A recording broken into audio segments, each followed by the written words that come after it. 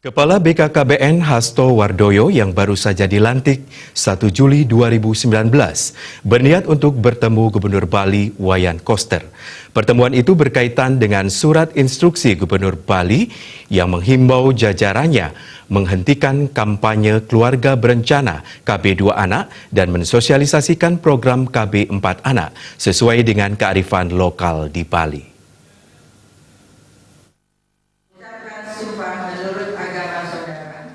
Usai dilantik oleh Menteri Kesehatan Nila Muluk pada Senin 1 Juli 2019 di Gedung Auditorium BKKBN Jakarta, Kepala BKKBN Hasto Wardoyo mengemukakan niatnya untuk sowan dan bertemu Gubernur Bali Wayan Koster.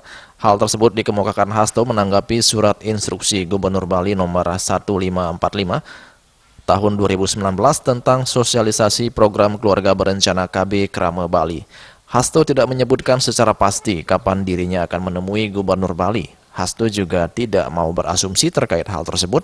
Namun menurut Hasto, keinginannya untuk bertemu Gubernur Bali tiada lain adalah untuk berkomunikasi dan mempelajari lebih dalam terkait latar belakang dikeluarkannya kebijakan tersebut.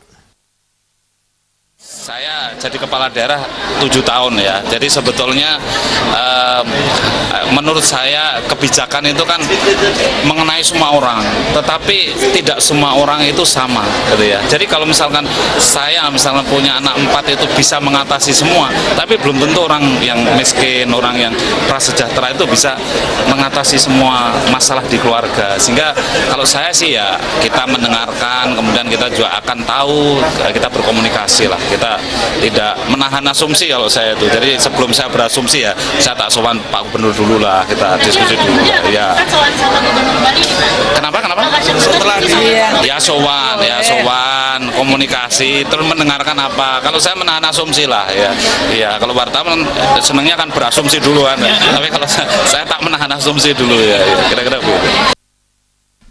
Sebelumnya melalui surat instruksi Gubernur Bali nomor 1545 tahun 2019 tentang sosialisasi program keluarga berencana Krama Bali, Gubernur Bali Wayan Koster menginstruksikan kepada seluruh bupati dan wali kota se-Bali untuk menghentikan kampanye KB 2 anak dan mensosialisasikan kampanye KB dengan 4 anak.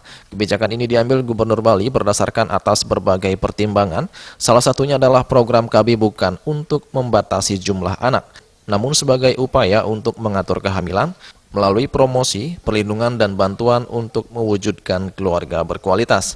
Selain itu, hal yang paling mendasar adalah penghormatan terhadap hak Krama Bali untuk melahirkan 4 anak yang penyebutannya terdiri dari Wayan, Nengah, Nyoman, dan Ketut, sesuai dengan kearifan lokal di Bali.